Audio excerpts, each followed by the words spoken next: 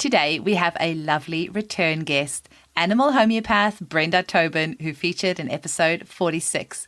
We had such a fun time, I asked her to come back and share some of her animal cases with us. So we will be chatting about some cases of a doggy, a couple of doggies, and a cat, a bunny, and a horse. So yeah, I really hope you enjoyed today's episode. Remember that Brenda can see clients worldwide online. Her website is wellnessmattersonline.com. So be sure to check her out and enjoy the episode. Welcome to the Homeopathy Hangout, where we discuss all things homeopathy from around the world. And now my mum and your host, Eugenie Kruger. Hello, homies, and a very warm welcome to Homeopathy Hangout. Today, we get to hang with the lovely Brenda Tobin again. And if you scroll back to episode 46, she very generously shared some information with us on how to treat animals. And we've had so many comments on it. And so many of you have said that you're so excited to use homeopathy with your animals that we have her back again. So welcome back, Brenda. Thank you, Eugenie. So nice to be back. Yeah, and we've become good Facebook buddies since the podcast episode, and I've loved seeing photos of your doggies and horses and everything. You can see that you are such an animal lover. I am. Ever since I was a little girl, I've always loved animals. Oh. Always had a connection. Yeah. Well, we are going to be talking about some animal cases today that you've treated, because that is also something from the feedback that I get from the episode. People love real live cases. And, you know, sometimes you listen to it and you're like, oh, my dog had this, or, oh, my cat had that. So I'm hoping today's episode will really trigger some ideas in people to contact you, to just find some other ways that they can treat their animals, because our animals are so over-medicated these days. And we just had a quick chat before the episode, and you were saying that people don't often think about this, that their doggies are walking barefoot on the grass. And I don't know about where you are, but certainly in Australia, they spray glyphosate like it's nothing when it's actually a known carcinogen. So these doggies are walking barefoot over recently sprayed glyphosate grass, and you know, they go and lick their paws so they get all this in, and often we might not pay the best attention to their diet, and there's loads of vaccinations and medications. So if we can use homeopathy to lighten the load and help their vital force, then you know, it's only going to benefit them. So you've got the floor, Brenda. Tell us about some of the cases that you've treated. Awesome. Thank you. Okay. So we're going to start with a little kitten. Her name is Xena. She was just 6 months old, and the woman brought her to the vet, and the vet gave her a rabies vaccine. And this is going to be a solely indoor cat. So that kind of boggled my mind. But anyway, she had the rabies vaccine. And as a result, almost immediately upon taking her home, so it was within maybe 12 hours, the kitten couldn't walk, was paralyzed. And then after some time, she tried to jump up on the couch and was losing her balance.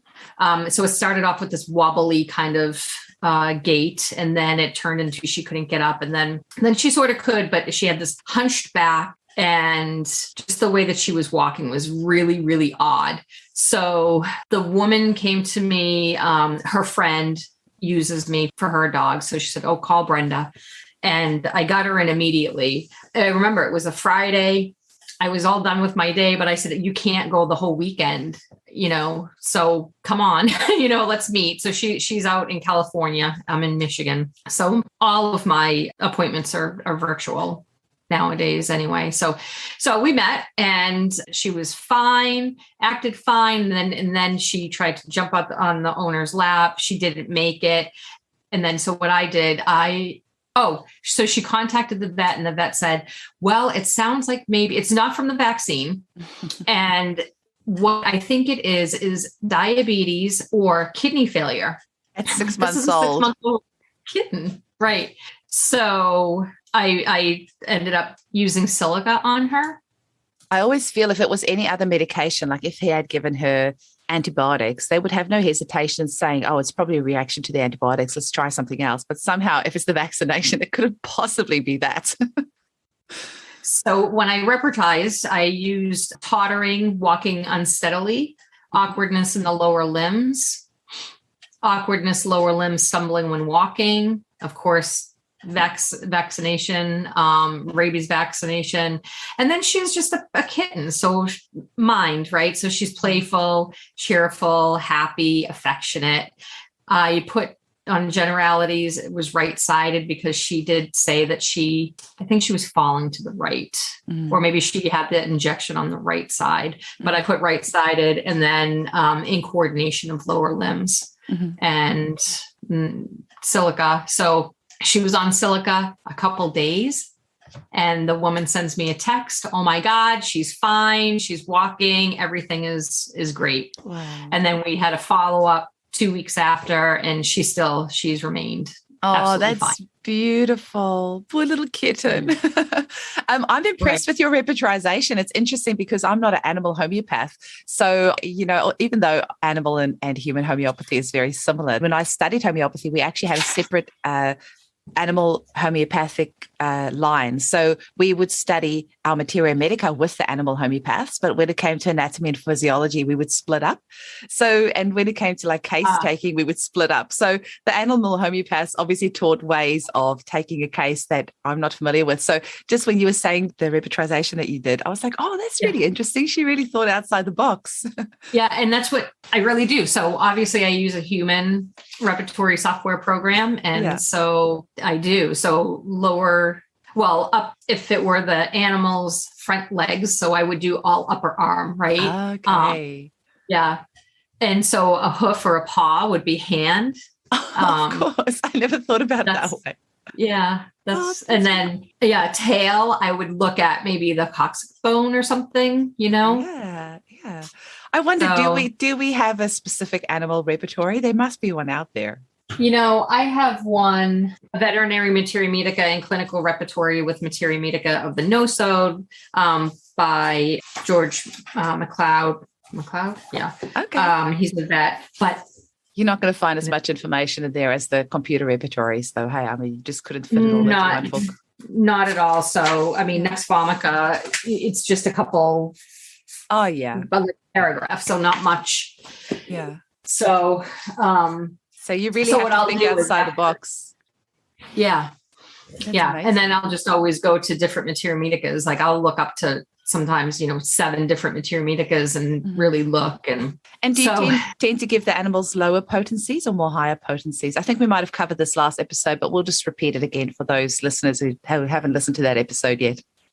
Yeah. So I tend to go lower. Mm-hmm. And my theory behind that is that they have a lower vitality because of all the over vaccination, a lot of times poor food choices, and what you were talking about in the beginning with just the chemicals from the air, from the ground, and not only the grass, but also if you think about it, there's a lot of chemicals even in carpeting and a lot of flooring, like vinyl flooring. And, there's a lot. So I just feel like there's so much that I've seen much better results going low and repeating a little more often.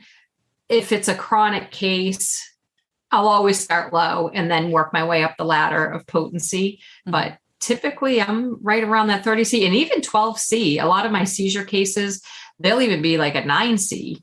Mm-hmm. So I think have you got any other cases there for us? Oh, heck yeah.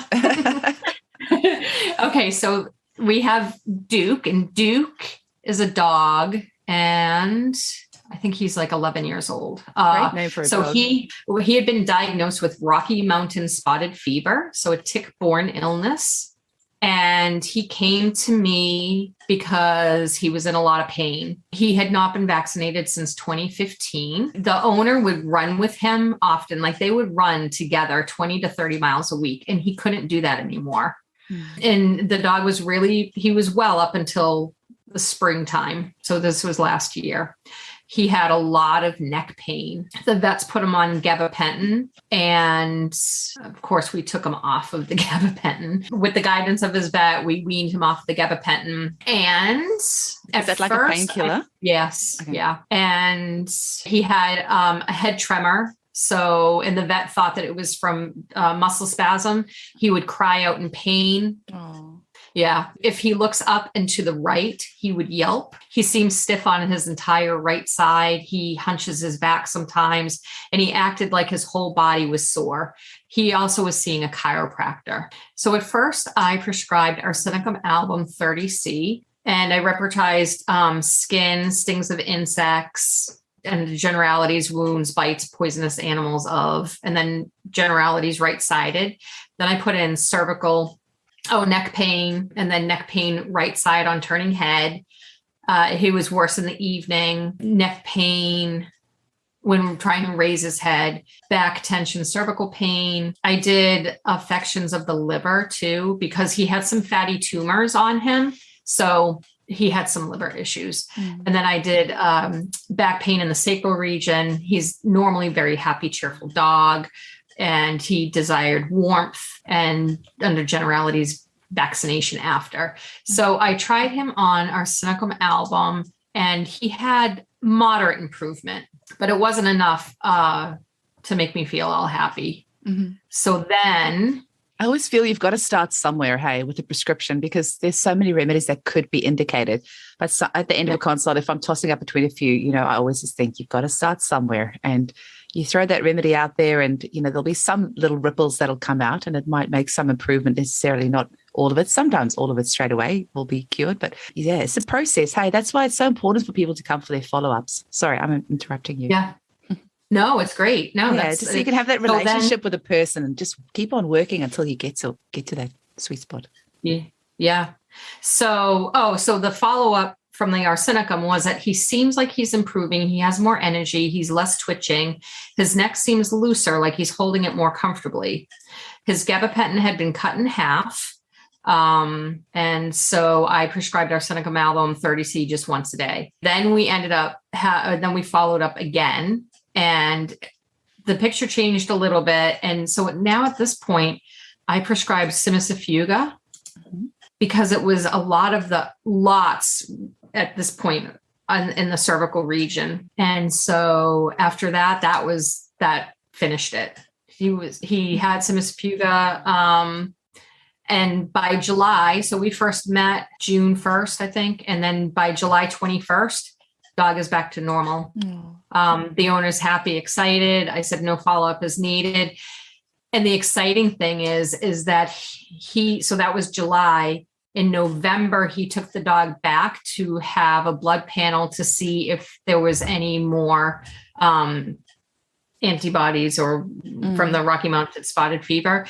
And the vet said that if it was a 75 or higher, then there would still be an indication that it's in his blood system. His was at a 25%. Oh, that's amazing. Right. Very, very cool. Oh, do you recall what breed of dog it was? I think he's a golden retriever. Oh, I love those. They're beautiful. I love all dogs. So Mr. Duke is all happy and on his way and running his 20, 30 miles a week again. Yeah. Incredible. Yeah, he is back. Yeah.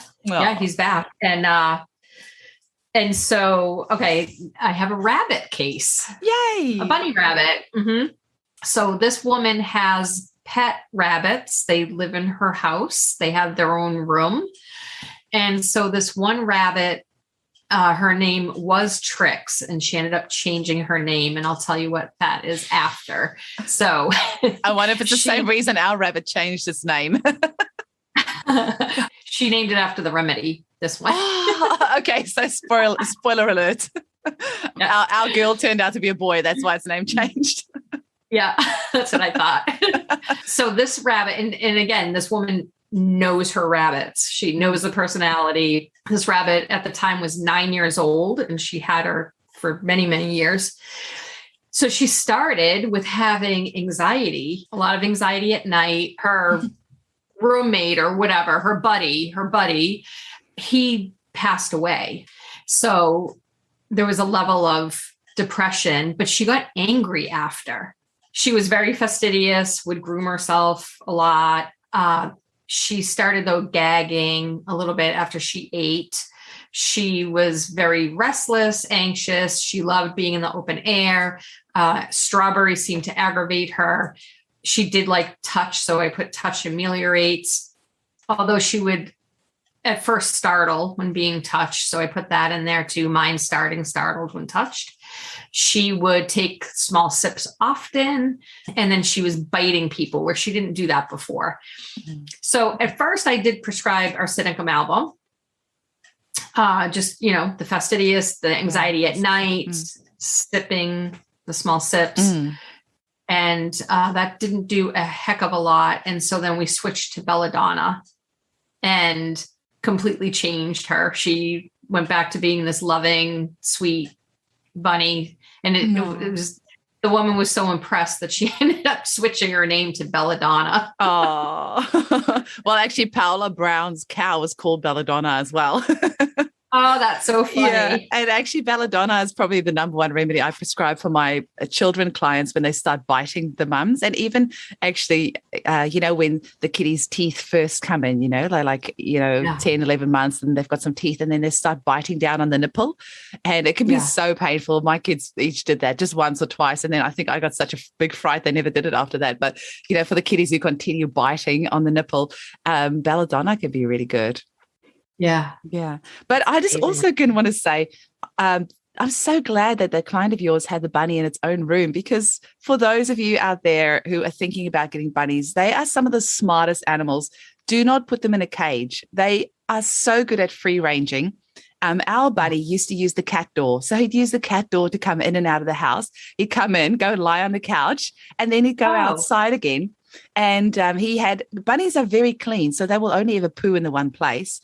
They're like cats. They are just the loveliest pets. And our bunny used to love playing with a soccer ball. So he would spend all day, just playing with a soccer ball. And he would chase the cats. And he was just such a character. And I think if you actually allow these animals to live as close as possible to their natural environment, you'll really see their personality start to shine.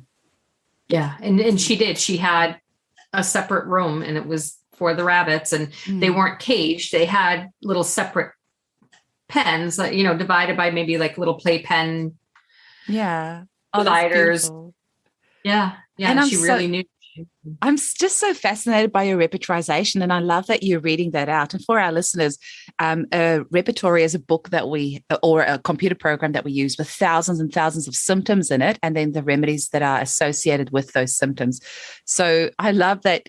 You said the bunny cleans itself a lot. So you use the rubric fastidious. So I just love that, because obviously that's the type of rubrics that you would look for in an animal. Whereas, obviously it looks the same in a human, but I just wouldn't have thought to think about it that way in an animal. So I love how your brain works so differently to be able to incorporate these rubrics for our animals. So it's lovely. It's very interesting. I'm learning a lot today. Good. Please keep going. Okay, so now we're going to talk about a cat. And so his name is Jack. And Jack came to me. He lives in a household with other cats. He's the only male. And he would have these outbursts where he would just attack. He was focused intensely on the female cats. He did a lip smacking motion, and then he would attack. He would corner the girls in the litter box. He would try to eat with them and be social, but then it was like he just couldn't take it, He would be in a trance-like state, and then he'd attack. He would draw blood. He lunged high, and then his teeth would drag and dig in. He would draw blood and bruises. He typically attacked 2 to 3 times per week. And we did stramonium. And that one I ended up doing, looks like I did a 200C for him. And probably because he was younger and more mental, emotional. Have you got any physical? There's no physical things there. It's more the mental, emotional. Yeah. And so what did I repertize for that? Mind and conscious, as if they're in a trance. Mind sensitive, oversensitive to reprimands. Loquacious, he would just meow, meow, meow, meow, meow. Mind, mania, madness, bites and spits around those. Mind biting people. They did connect the dots, and they said it was after the rabies vaccine. And then so I put that in, and then mind, delirium, mouth moves lips as if talking, because he did that lip smacking before he would attack. And then he had this fear of water. So gave stramonium, and she said that he's better. So it was after the follow-up. He's different. He's not as aggressive toward the other cats.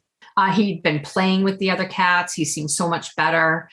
And when provoked, he'll retreat, where before he would lunge. He seems more peaceful. He used to try to hump the owner's leg, and he hadn't done that either. So things have been pleasant. She said the trance-like state has stopped. He can still be a little bit jumpy. He's had 0 attacks. The excessive eating has stopped. He used to come out and try to eat everything in sight. So then we stopped the stramonium and closed that case. But that cat also, I worked with him on another issue too. He had, so this was cool because she actually worked with an animal communicator. And so the cat was declawed before she got him. And the animal communicator said that his feet are burning. And so I think it was before this case, we saw him for the foot burning. She couldn't let him out of a room. Like he had to stay in his own room. And so because of that foot burning, I gave him phosphorus and completely mellowed him out. He's such a different cat now. I didn't know declawing is a thing. Do people actually do that to their animals? Yeah. That is just horrific. Yes. Surely that shouldn't be allowed. They're trying to outlaw. It's like if you took the first digit of your finger. It's not even like you're taking your fingernail. It's like if you took that first digit, right? Yeah. It's horrifying, but he's luckily so much better now. Right. And of course, stramonium is one of our top remedies for PTSD, post-traumatic stress. So, it's, poor thing, far out. I think I need stramonium after hearing about that. I honestly have never heard, I never knew that was a thing. Oh, yeah. Yeah. And and people would do it because, I just got a new leather couch. Yeah. Things like that. It's just horrifying. You know what, as you were saying this, Brenda, I just had this thought pop in my mind.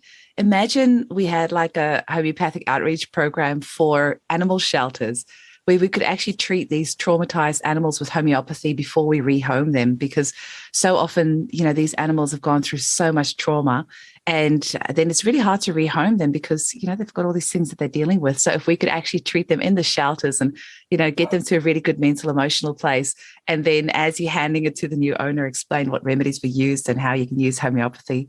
Anyway, I'm just putting it out there because, if you put it out there, you never know where it might land. Well, I'll tell you where it's going to land. So you've already thought about this one step ahead. I have a meeting tomorrow with 2 people from rescue, because that was my thought, was like, okay, I get a lot of animals that come from rescue, and rescue is a beautiful thing. But here's what happens. We don't know the animal's history before going to the shelter.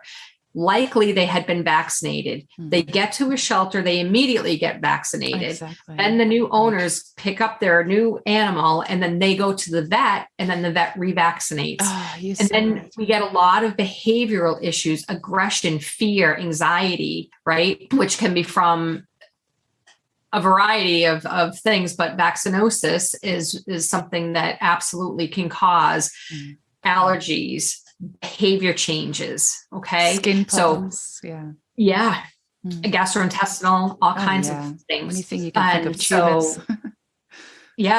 So I've already talked to some rescues. Some of them were like, and then some are willing. So then I was talking to a friend of mine who's a homeopath, and it was like, well, maybe if we could get a couple of the ones that were on board to what I was talking about, and maybe if we gave, it wouldn't be classical in the sense of being able to repertize, but what if we gave, Silica or Thuya, something to help with the vaccine, with the vaccinosis, and then maybe Natmia or something for grief or anxiety.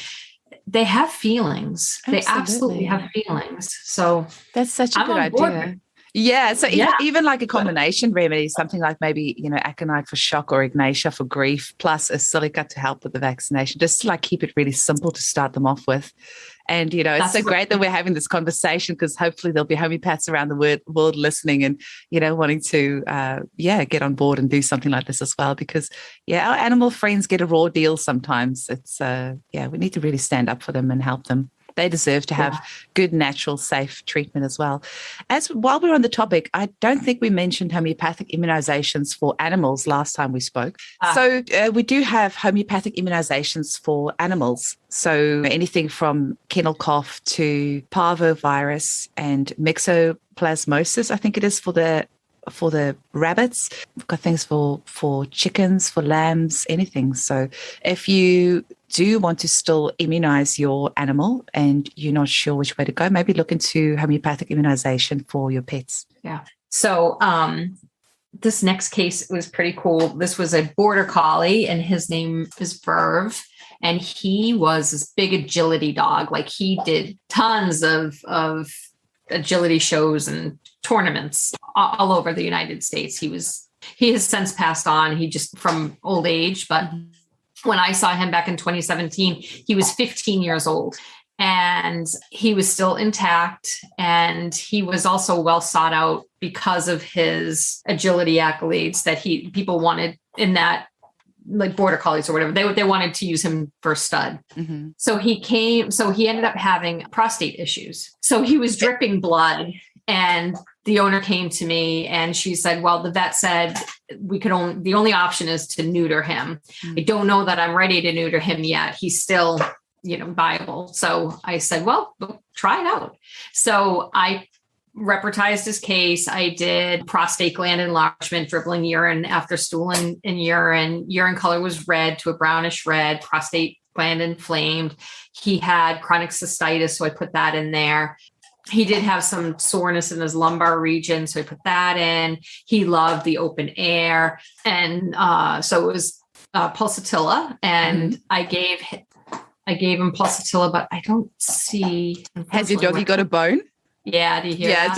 Just for you can hear it, but it's actually really sweet, because we'll just let our listeners know the crunching sound you hear in the background is Brenda's dog chewing a bone. It's beautiful. So we treated him with phosphorus, and he was fine, absolutely fine. There was no more dribbling of blood, nothing. Yeah, he went back to the vet. The vet cleared him. He was absolutely fine.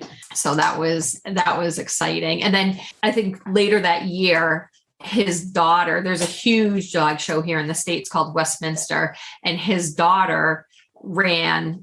She was the top winner for their agility in the Westminster dog show. Yes. Beautiful. Another dog, his name was Elvis, and Elvis had what it's called panocystitis. So pano is when their long bones in their front legs grow fast and basically, and then the tendons can't catch up. So it's very, very sore. And I have actually on my business Facebook page, a video of him before and after, and it's just amazing. So I ended up giving him Mesoreum. Okay. Mesoreum. Yeah. Mesoreum, Mezerium. Mesoreum. Yeah. Yeah. I never know it's all Latin names. We just all, pronounce it different ways. Yeah. And that was another one where I saw her in the middle of March. We had a follow-up in the middle of April. He was fine, absolutely fine. There was no more pain, no more limping. And that's so cool, because I've only ever used that remedy for eczema and like skin stuff. I didn't know it had a bone affinity. So great. Yeah. So it does. And I was surprised myself. Mm-hmm. And that's why it was Kent said, don't ever walk in with prejudice into a case. Always take every case individually. Mm-hmm. And since I've been doing that, it's been incredible, because I never would have thought of that either. We all have remedy bias. Hey, okay, this remedy is good for this, this remedy is good for that. But the reality is it could just be that proving symptom didn't come up because there wasn't enough provers in the group. And so that doesn't mean that the remedy is not going to help with that. It's just that that's not one of the symptoms that came out, because maybe there wasn't enough provers in the group, or a person sensitive enough to bring that, a particular symptom out. So So here is when I'm looking at materia medica: extremities, pain in the neck and back, horse with motion in at night, blah, blah, blah, blah, blah. Pain and burning in the tibia and long bones. And that's exactly where Pano is. It's in the long bones. So I was like, interesting. And that works beautifully for him. So the next case we're going to talk about is a horse case, and his name is Toby. And Toby came to me. He had sarcoids on his legs. So his owner took him to the vet, and talk about barbaric. Okay. So they would cut out the sarcoids, and I guess that they have these long roots to them, and he had many on his legs and of various sizes. And the vet would come to our house and in the driveway, cut them out, and there would be blood everywhere because it's just full of blood. And apparently the roots are very, very deep. And then when they would do these biopsies, they would always come back with a vengeance, right? The sarcoids would come back, and they would come back angry, so much bigger. So she tried everything. And at one point, the sarcoid grew back like a grapefruit. And this was going on for several years.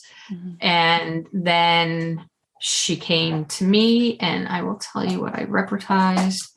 And this was so interesting, this case. I ended up doing a really low potency. So super low, like causticum 6C, but it helped tremendously. So he was a very pleasing horse. So mind pleasing, desire to please others. Under generalities or sarcoidosis, mind, company, desire for, because he's a herd animal. He does like to have his mates around. And then of course, anxiety when alone. It was all on the left side. He was very oversensitive too. And then skin, network of blood vessels, and then eruption leg vessels, eruption leg tubercles, and ulcerate I put in there. And so they started with being on the causticum 6C, they started to shrink. And she was able to almost pick off ones that like were so small and almost flick them off. And then there was no blood. It was just like they just fell off. They started just turning push white. That out. Turning white, falling off. And then the remedy, just after a month or 2 months, it just started to kind of plateau. So then we just upped the potency. And then a month later after that, one little sarcoid is gone on its own. The biggest one is still big, but it's not growing. And that was one of the key things too, is that they would just continue to grow, and they were still getting white. They're not bloody when they fall off. Amazing. Yep. And then we went up to a 30C. So amazing. I was going to say bloodroot paste probably would have helped as well, but if you can take a homeopathic remedy instead, that's going to be way nicer. I don't know what that is. It's sanguinaria, which we have the homeopathic remedy of as well. It's called bloodroot, and you make a paste of it and you apply it to the area, and it actually just draws the whole thing out. Yeah, oh, that's neat. Yeah, it's very cool. I've done a couple. I had a mole that was quite dodgy looking, and I just put it on that, and it just pulled. Yeah, it pulled. The whole process takes about 3 weeks or so, and it pulls. The whole area out, and it leaves a big hole, and then you just see the body heal itself up beautifully, and then it just leaves like a tiny little scar, and then that just fades after a while. And yeah, it's a really fascinating process. Our bodies are so clever if we give it the right tools. I know. I love that. I love when things fall off. Yeah. Anything that comes out is good. It's so good. And then there was a little boxer. He's the cutest little thing. So a dog, and just super cute, tiny. He was adopted. So he came from a shelter situation. And he was neutered really young. He came from a puppy mill, and he had chronic diarrhea for a long time. So he was just a classical arsenicum case. He also had a fever, and he was over-vaccinated, and he was chilly, and he had some itching in his ears too. And is that often candida related, or are there other things with dogs as well? Because I know with humans, I often, if I suspect there's candida, I'll ask them, do you have itchy ears? And often they'll say yes.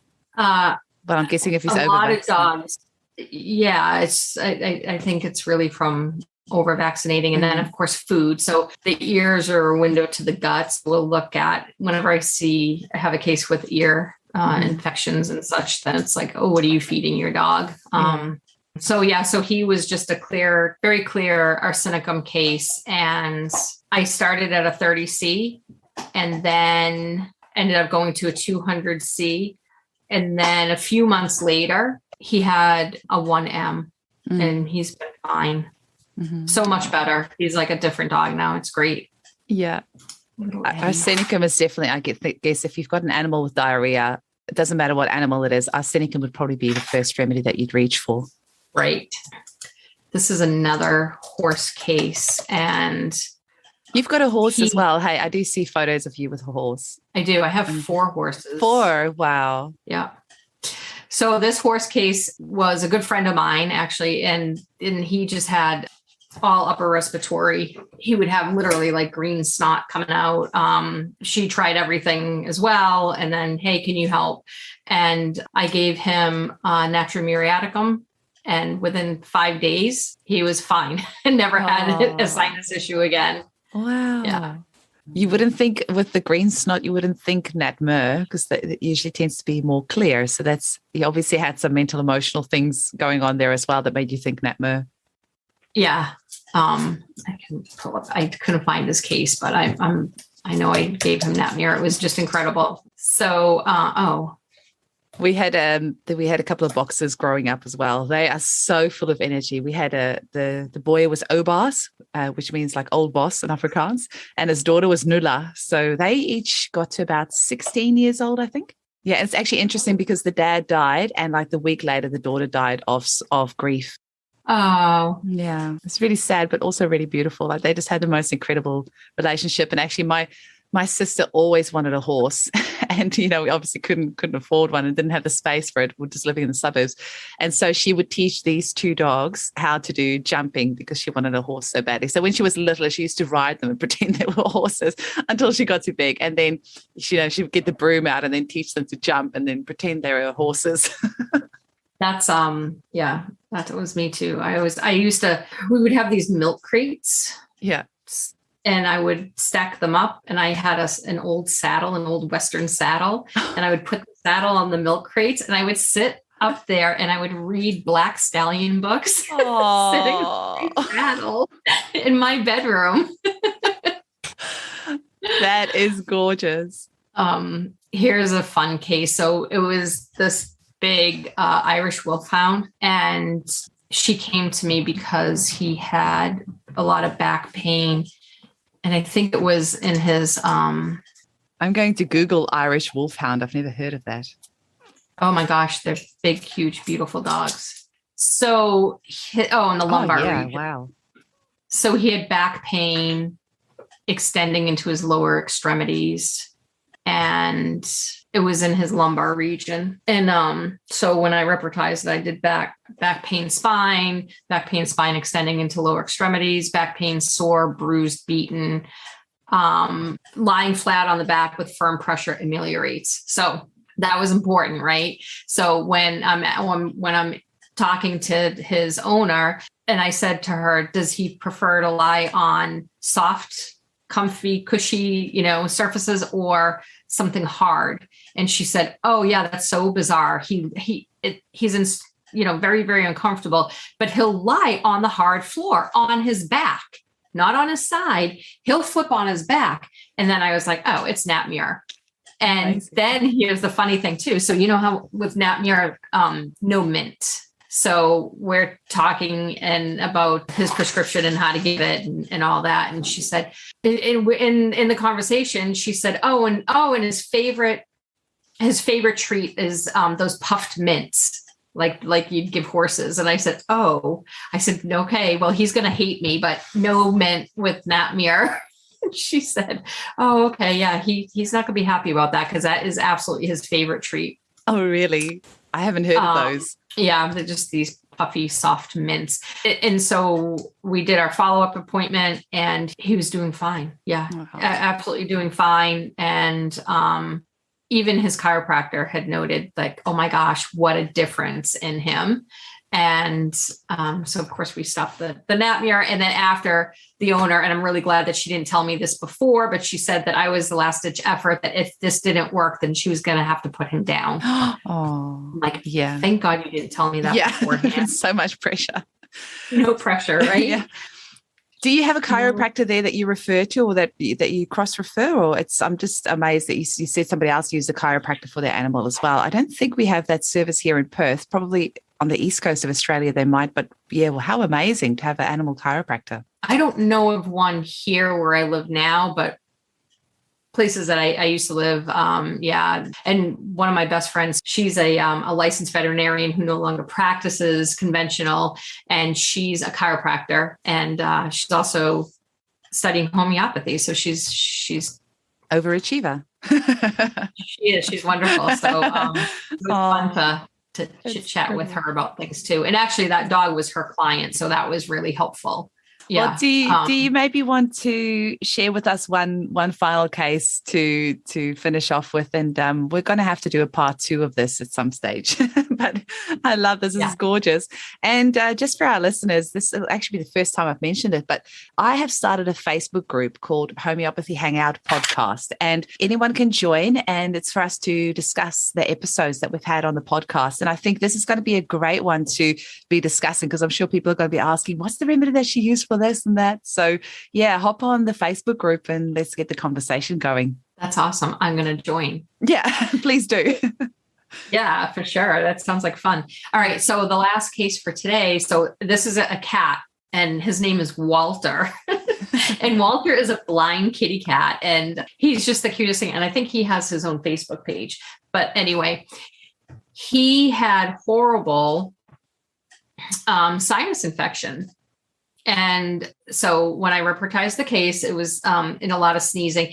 It was so bad. He would sneeze, and if he was near a wall, all the snot would just fly out of his nose and get stuck to the wall. Oh. So his owner was constantly like washing the walls. I mean, it was bad. It was bad. Okay. So he was sneezing, frequent sneezing, discharge was yellowish green, face inflammation, sinuses. He was chilly. He had some eye tearing, so eye lacrimation, nose catarrh, and then ear discharges were brownish. And he had that too. He would shake his head, but he was very happy. He was just a happy, sweet, sweet boy. Mm-hmm. And I ended up prescribing Cali Bic for this one. Yeah, I can imagine with that kind of discharge. I was thinking it'd probably be Cali Bic. Yep. Cali Bic 30C, and that was it. He was fine. Absolutely fine after. Amazing. Brenda, this was super fun. I actually kind of forgot that we're recording this because it just feels like a fun conversation with a friend. But thank you so much for today. Can you please tell our listeners again where they can get hold of you? Sure. So my website is wellnessmattersonline.com. Wonderful. Thank you so much for today. And let's arrange part 2. Eugenie, thank you so much. Such a pleasure. Bye. Bye-bye. The Homeopathy Hangout podcast is produced by Eugenie Kruger Homeopathy. For more information, visit eugeniekruger.com. The information presented in this podcast is for educational purposes only and does not replace advice from your medical practitioner. Please read our full disclaimer in the show notes. Thank you for listening.